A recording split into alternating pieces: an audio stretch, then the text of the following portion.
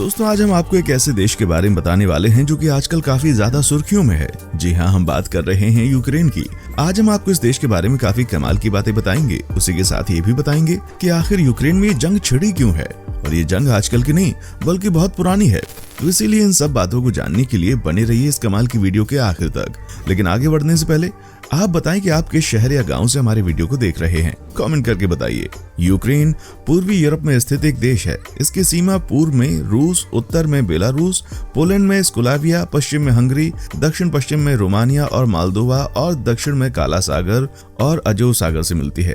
देश की राजधानी होने के साथ साथ यहाँ का सबसे बड़ा नगर भी कीव है। और हाल ही में यूक्रेन में क्या चल रहा है ये बात तो आप में से ज्यादातर लोग जानते ही होंगे, लेकिन ये लड़ाई कोई आजकल की नहीं है। दरअसल रूस और यूक्रेन के बीच सालों से चला आ रहा कोल्ड वॉर आखिरकार वॉर में तब्दील हो गया और अमेरिका, यूरोपीय यूनियन और नेटो इस युद्ध को रोकने में नाकाम साबित रहे। आज से करीब महीनों पहले रूस ने यूक्रेन की सीमा पर लगभग 90,000 सैनिक तैनात कर रखे थे, जिसे पहले से ही युद्ध की आशंका और संभावना के तौर पर देखा जा रहा था। हालांकि उम्मीद की जा रही थी कि संभावित वॉर को डिप्लोमेटिक प्रयासों से सुलझा लिया जाएगा, लेकिन ऐसा नहीं हो सका।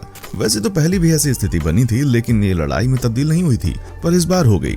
और अब क्या चल रहा है, उनके साथ कैसी नाइंसाफी हो रही है, इन सब के बारे में तो आप जानते ही हैं। चलिए यूक्रेन के बारे में और भी कुछ रोचक बातें आपको बताता हूँ। दोस्तों आपको पता नहीं होगा, लेकिन यूक्रेन बहुत ही बड़ा देश है। अगर देखा जाए तो रूस के बाद यूरोप का सबसे बड़ा देश यूक्रेन ही है। यहाँ की जनसंख्या 4,70,00,000 है और यहाँ पर रहने वाले 70% लोग सिटी में रहते हैं और बाकी बचे 30% लोग ही रूरल यानी कि गाँव वाले इलाकों में रहते हैं। और इसके बावजूद भी यहाँ के गाँव वाले इलाके भी बहुत ज्यादा खूबसूरत और हाईटेक नजर आते हैं। लेकिन इसके बावजूद यहाँ के लोग काफी शांति प्रिय हैं। आजादी से पहले इस देश को द यूक्रेन कहा जाता था, लेकिन आजादी के बाद निकाल दिया गया और फिर इसे बस यूक्रेन के नाम से जाना जाने लगा, क्योंकि यहाँ के लोगों का कहना था कि हमारे आगे इस शब्द को लगाने का कोई मतलब नहीं है। यहाँ के लोग एग्रीकल्चर में काफी ज्यादा ध्यान देते हैं। कई बार यूक्रेन दुनिया में तीसरे नंबर पर आता है सबसे ज्यादा अनाज पैदा करने के मामले में, और इसी वजह से कई पढ़े लिखे लोग भी यहाँ पर खेती करना पसंद करते हैं, क्योंकि उनको पता है कि अगर सही तरीके से खेती की जाएगी तो ये भी बहुत ही बड़ा बिजनेस बन सकता है। जहाँ तक बात करें भारत की, तो भारत किसानों का देश होने के बाद यहाँ पर किसान खुश नहीं रहते। वहीं पर यूक्रेन में किसान होना बहुत ही गर्व की बात है और माना जाता है कि जो व्यक्ति किसान है वो जरूर अमीर होगा, क्योंकि यहाँ पर खेती करने के लिए बहुत ही अच्छे दिमाग का प्रयोग किया जाता है। और कई किसान तो डायरेक्ट बाहर देश में भी सब्जियां और फल बेचते हैं। जैसे कि हमने आपको पहले बताया, इस देश की राजधानी कीव है और कीव को हीरो सिटी के नाम से भी जाना जाता है, क्योंकि यहाँ पर नाजी सैनिकों के सामने बहुत ही ज्यादा बहादुरी से इन्होंने लड़ाई लड़ी थी। हालांकि ये एक भी लड़ाई जीते नहीं थे, लेकिन उसके बावजूद इन्होंने बहुत ही ज्यादा कमाल की लड़ाइयां लड़ी, जिसकी वजह से पूरा यूक्रेन इस जगह के सैनिकों के लिए गर्व महसूस करता है। इसीलिए इसे द हीरो सिटी के नाम से जाना जाता है। इसी के साथ कीव जो है वो यूक्रेन की जान है। यहाँ पर यूक्रेन के कई बड़े बड़े इंडस्ट्री, यूनिवर्सिटीज और टूरिस्ट स्पॉट मौजूद हैं, जिसकी वजह से जो भी लोग प्लेन में आते हैं वो ज्यादातर कीव पर ही घूमने आते हैं। और यहाँ पर ब्लैक सी भी मौजूद है, जो कि यहाँ का सबसे पसंदीदा टूरिस्ट डेस्टिनेशन है।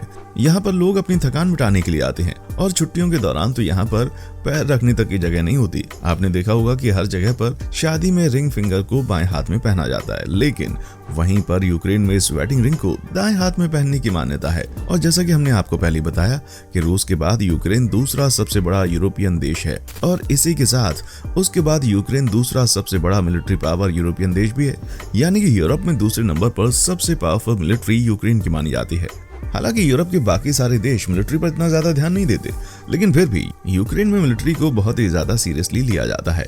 यहाँ पर हर छोटा बच्चा मिलिट्री में जाना चाहता है, लेकिन आजकल यहाँ पर हालात कैसे बन चुके हैं ये तो आप जानते ही हैं।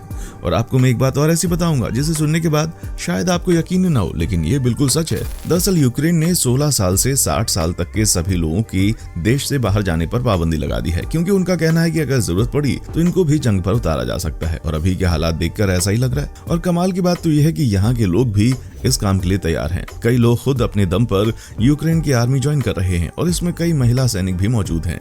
लेकिन रशिया के सैनिक यूक्रेन के महिला सैनिकों के साथ कुछ ऐसा कर रहे हैं, आपको हो सकता है यकीन ना हो, पर सच है ये। यूक्रेन के महिला सैनिकों का कहना है कि आजकल उनको सोशल मीडिया और टिंडर जैसे डेटिंग ऐप पर बहुत ही ज्यादा फॉलो रिक्वेस्ट आ रही है, वो भी रशिया के सोल्जर्स द्वारा। रशिया के सारे सोल्जर यूक्रेन की खूबसूरत महिला सोल्जर्स को सोशल मीडिया पर डेटिंग ऐप पर मैसेज कर रहे हैं और अगर आपको ये कोई नई बात लगती है तो हम आपको बता दें कि दरअसल हमेशा से ही रशिया का यही प्लान रहता है कि वो सामने वाले को पहले कमजोर करता है और ये भी उनके इसी प्रोपेगेंडा का हिस्सा है। ये इस तरीके से सामने वाले की आर्मी को और ज्यादा कमजोर कर रहे हैं। हालांकि उनकी आर्मी यूक्रेन से बहुत ज्यादा ताकतवर है, लेकिन उसके बाद भी वो ऐसी हरकतें कर रहे हैं। लेकिन यूक्रेन के लोग बहुत ही ज्यादा क्रिएटिव हैं।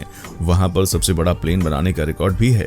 इसी के साथ यहाँ पर दुनिया की सबसे गहरी अंडरग्राउंड ट्रेन भी मौजूद है, जो कि करीब 100 मीटर नीचे है। इस वक्त तो यूक्रेन के हर कोने में धमाके सुनाई दे रहे हैं, जो कि काफी डरावना माहौल है। लेकिन आज से पहले यहाँ पर और एक बार ऐसा हादसा हो चुका है जिसे शायद ही कभी भूल पाएंगे। चेर्नोबिल पावर प्लांट का यहाँ पर एक छोटी सी गलती की वजह से न्यूक्लियर रिएक्टर में इतना बड़ा धमाका हुआ था कि आज तक चेर्नोबिल शहर में कोई कदम नहीं रख सकता है। इस धमाके ने वहां के लोगों की जान ले ली और साथ में वहां के लगभग सारे जानवरों को मार दिया। इसी के साथ उसके बाजू में एक नदी हुआ करती थी, जो नदी आज के समय में पूरे तरीके से पॉल्यूटेड है और इसके अंदर किस तरीके से जीव मौजूद हैं इसके बारे में कोई नहीं जानता। माना जाता है कि न्यूक्लियर रिएक्टर से निकले रेडियो एक्टिव मटेरियल ने पानी में रहने वाले जीवों को म्यूटेंट कर दिया है, लेकिन इसके बारे में कितनी सच्चाई है ये कोई नहीं जानता, क्योंकि इन जीवों को पकड़ने के लिए कोई अपनी जान जोखिम में नहीं डाल सकता। लेकिन अब धीरे धीरे यहाँ का रेडिएशन लेवल कम हो रहा है और अब चेर्नोबिल की बस कुछ जगह मौजूद हैं जहां पर लोगों को जाने की मंजूरी दे दी गई है। दोस्तों, एक वक्त ऐसा था जब यूक्रेन को ब्रेड बास्केट कहा जाता था, क्योंकि माना जाता है कि यहाँ की ब्रेड सबसे बेस्ट हुआ करती है और ये अपनी ब्रेड को पूरे देश विदेश में बेचा करते थे। आपको यकीन नहीं होगा, लेकिन यहाँ पर एक न्यूज हब भी है जिसमें अलग अलग प्रकार की ब्रेड्स मौजूद हैं। ब्रेड के साथ यहाँ पर लोग चीज खाना भी बहुत पसंद करते हैं और यहाँ के लोग लगभग हर खाने में चीज डालते हैं। कई लोगों का ये भी कहना है कि अगर आपको मोटा होना है तो 1 महीने तक यूक्रेन का खाना खाइए, आप जरूर मोटे हो जाएंगे। लेकिन इसके बावजूद यहाँ के लोग ज्यादा मोटे नहीं होते, क्योंकि यहाँ के लोगों की जिंदगी काफी ज्यादा भागदौड़ से भरी होती है। इसी बीच जब संडे सैटरडे आता है तो ये इनके लिए खास होता है। इस दिन शायद ही यहाँ पर किसी घर में खाना बनता होगा, क्योंकि उस दिन लगभग सभी बाहर का खाना पसंद करते हैं। यहाँ पर मैकडॉनल्ड्स भी बहुत ज्यादा फेमस है। आपको हर एक गली मोहल्ले में एक न एक मैकडॉनल्ड्स जरूर मिल जाएगा। अगर आप छुट्टी के दिन जल्दी नहीं पहुंचे तो कुछ ही घंटों में मैकडॉनल्ड की सारी डिश खत्म हो जाएगी। साथ में यहाँ के लोगों को दारू पीना भी बहुत ज्यादा पसंद है। यहाँ पर अल्कोहल यूरोप में सबसे ज्यादा कंज्यूम किया जाता है और पूरी दुनिया में दारू पीने के मामले में यूक्रेन 6वें नंबर पर आता है। छुट्टियों में मैकडॉनल्ड खाने के साथ यहाँ के लोगों की एक और पसंदीदा चीज होती है धूप में बैठकर आराम से दारू पीना। दारू के साथ यहाँ पर बोट भी बहुत ज्यादा मशहूर है और यहाँ पर लगभग हर एक आदमी ड्रिंक करता है। आदमियों के साथ यहाँ की 90% औरतें भी ड्रिंक करना पसंद करती हैं, जो कि किसी भी देश के मामले में सबसे ज्यादा हाई है। अगर आप कभी यूक्रेन घूमने गए होंगे तो आपको पता होगा कि यहाँ के लोग बहुत ही ज्यादा फ्रेंडली हुआ करते हैं। यहाँ के लोगों को टूरिस्ट काफी पसंद होते हैं, इसीलिए बाहर से आए हर एक व्यक्ति की ये बहुत ज्यादा मदद करते हैं। यहाँ के लोगों का दिल सोने का कहा जाता है। यूरोप में सबसे ज्यादा फ्रेंडली देश यूक्रेन ही माना जाता है और ये भी माना जाता है कि यूरोप में सबसे ज्यादा लोग यूक्रेन या रशिया ही घूमने आते हैं। लेकिन यहाँ के लोगों को रशिया के लोगों से कई गुना ज्यादा फ्रेंडली माना जाता है। और यूक्रेन की लड़कियों के बारे में तो आप जानते ही होंगे, ये दुनिया के सबसे खूबसूरत लड़कियों में से एक मानी जाती हैं और ये भी कहा जाता है कि लड़कियां बहुत ज्यादा लॉयल होती हैं। अगर ये किसी से प्यार करती हैं तो जिंदगी भर उसके साथ ही समय बिताती हैं। हालांकि अब यूक्रेन की हालत पूरी तरीके से बदल गई है। अगर आप कुछ महीने पहले के यूक्रेन को और अभी की यूक्रेन को देखेंगे तो इसमें जमीन आसमान का फर्क है। लोग हंसते खेलते रहते थे, उनके चेहरे पर अब उदासी छाई हुई है। इस वक्त यूक्रेन में घूमने जाना सुसाइड करने जैसा है। लेकिन सब बराबर होने के बाद अगर आप अभी भी यूक्रेन घूमना चाहते हैं तो यहाँ पर घूमने की एक से एक जगह मौजूद है। फिलहाल तो यूक्रेन में भारत के कई स्टूडेंट्स मौजूद हैं जिनको बचाने के लिए काफी कोशिश की जा रही है। यूक्रेन में मेडिकल की पढ़ाई बहुत ही सस्ती है और लगभग सारे बच्चे यहाँ पर मेडिकल की ही पढ़ाई करने गए थे। यूक्रेन में यूनिवर्सिटी के रूल बहुत ज्यादा स्ट्रिक्ट होते हैं और वहाँ के लोगों को पता था कि थोड़ी बहुत लड़ाई की स्थिति हो रही है, लेकिन उनको ये नहीं पता था कि वहाँ इतनी भयानक लड़ाई शुरू हो जाएगी। इसलिए बच्चों को पहले वार्निंग नहीं दी गई और अब एक एक को बचाने की बहुत कोशिश की जा रही है। वैसे तो रशियन गवर्नमेंट के हिसाब से वो इंडिया के लोगों को नुकसान नहीं पहुंचा रहे और वो भारत के स्टूडेंट्स को बाहर जाने में भी मदद कर रहे हैं, लेकिन इसके बावजूद यहाँ पर बहुत ज्यादा खतरा मंडरा रहा है। ऐसे में आप और हम बस एक ही काम कर सकते हैं, वो है इनके लिए प्रार्थना करना। अगर आपको हमारे वीडियो पसंद आया है तो वीडियो को लाइक और चैनल को सब्सक्राइब जरूर करें। देखने के लिए शुक्रिया।